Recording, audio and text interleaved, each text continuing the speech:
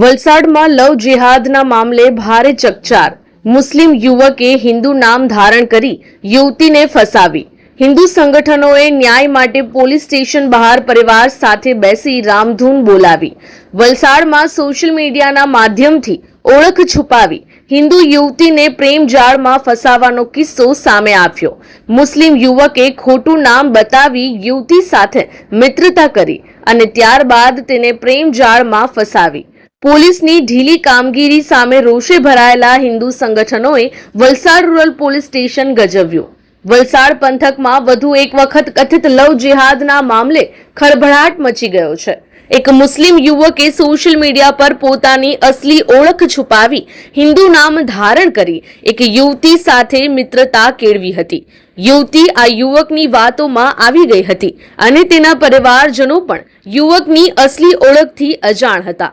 યુવતી જ્યારે યુવકના ઘરે પહોંચી ત્યારે તેને ખબર પડી કે જેની સાથે તે મિત્રતા કરી રહી હતી તે યુવક અન્ય ધર્મનો છે. સત્ય સામે આવતા જ યુવતીને ત્યાં એક અઠવાડિયા સુધી બળજબરીથી બંધક બનાવી રાખવામાં આવી હોવાનો ગંભીર આક્ષેપ પણ કરવામાં આવ્યો છે.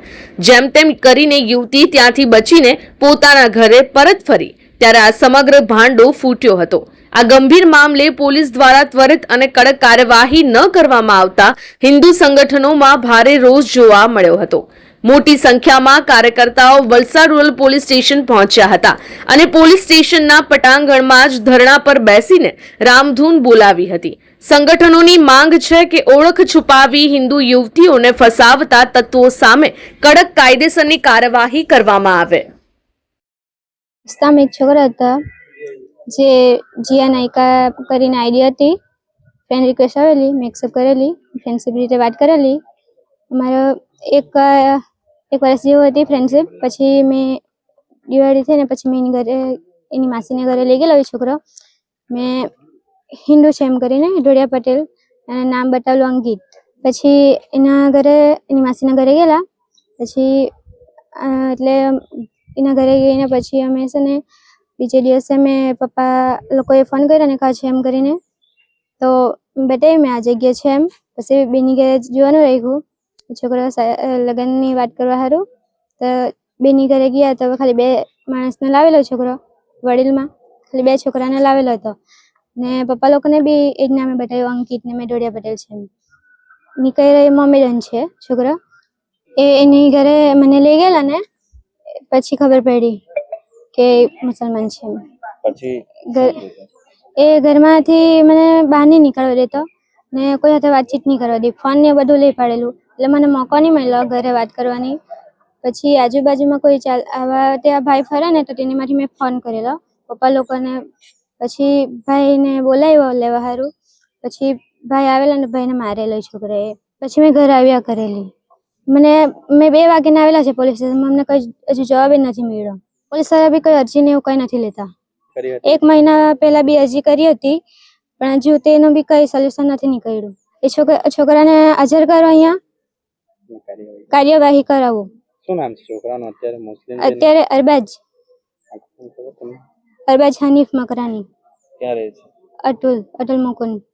શું નામ તમારું? જય શ્રી રામ. મારું નામ મહેન્દ્રસિંહ રાજપૂત, અગ્નિવીર હિન્દુ સંગઠન. અમને એક માહિતી મળી કે વલસાડ વિસ્તારના અંદર એક લવ જેહાદનો કેસ આવેલો હતો. એ પરિવારને અમે કાલે રૂબરૂ મળવા ગયેલા. જ્યારે એ ઘટના અમે જ્યારે જાણકારી મળી, એ લવ જેહાદ કેસ એક અતુલનો વિધર્મી અમારી આદિવાસી ભોળીભાઈ દીકરીને જૂઠું નામ રાખીને એક ફેક આઈડી બનાવી. એ આઈડીના આધાર પર એને હાથે ચીટિંગ કરી ને લોભ લાલચ આપીને, લગ્નનું લાલચ આપીને અને બ્લેકમેલ કરી. જ્યારે આ વિધર્મી જ્યારે અમને જે જાણ કરી તો અમે એને ઘરે મુલાકાત કરવા ગયેલા. આ બહેનના હાથે વાત કરી. મેં સરકારને પ્રશાસનને કહેવા માંગુ કે જ્યારે અહીંયાના ગૃહમંત્રી ગુજરાતના લવ જેહાદ માટે જે કાયદો બનાવે એનું જો કડકથી પાલન થતું હોત ને તો આજે આ ઘટના નહીં બનતી. બીજું કે સવારના 2 વાગ્યાથી અમે અહીંયા આવેલા પોલીસ પ્રશાસન પર અરજી માટે, ફરિયાદ માટે. કે અરજી તો 2 મહિના એક મહિના પહેલાં અરજી લખાયેલી. અરજીનું કોઈ અમને એનું કોઈ પરિણામ મળ્યું નહીં. તો આજે અમે સરકાર પોલીસ તંત્રને એમ કીધું કે એની વિરુદ્ધ ફરિયાદ કરો, કડકને કડક કાર્યવાહી કરો. કે એ વિધર્મી ડ્રગ્સનો ધંધો કરે, દારૂની હેરાફેરી કરે અને ઉપરાંત 2 દીકરીઓને બી ફસાવેલી, પ્રેગ્નેટ કરી, એના હાથે બી એને ગલત કર્યું. તો અમારું સરકારને બી અને પ્રશાસનને નિવેદન છે કે એવા વિધર્મીઓ પર કડક ને કડક કાર્ય કરે કે બીજી વાર એવા કોઈ ઉભા ન થાય. જય શ્રી રામ. શું નામ છે છોકરાનું અને ક્યાં રહે છે? છોકરાનું નામ અરબાજ છે, એ અતુલ રહેતો છે. પોલીસ પ્રશાસન તરફથી શું કહેવામાં આવી રહ્યું? પોલીસ પ્રશાસન તરફથી તો અમે સાહેબ અમને આજે 2 વાગે અહીંયા આવેલા, હવે કમસે કમ 3-4 કલાક થઈ ગયેલા. સાહેબને અમે ફોન કર્યો એના પીએસઆઈને કે સાહેબ એવી ઘટના છે, એની વિરુદ્ધ આપણે ફરિયાદ કરવાની છે. તો સાહેબનો એક જ જવાબ હતો, તમે ફરિયાદ લખાવી દો. તો સાહેબને મેં કીધું સાહેબ ફરિયાદ તમે આવો તો સાહેબ તમે અધિકારી લખે ને. તો અમને જવાબ એવો મળ્યો કે તમે કોણ છે પૂછવાવાળા, તમે કયા સંગઠનથી, તમે જે બી હશે તે એવી રીતે મારે વાત નહીં કરવાની. એવી રીતે અમને જવાબ મળ્યો. એ અમથી બહુ અમે દુઃખી છે વાતથી. અમારી લાઈવ ન્યૂઝ 24 ચેનલને સબસ્ક્રાઇબ કરો,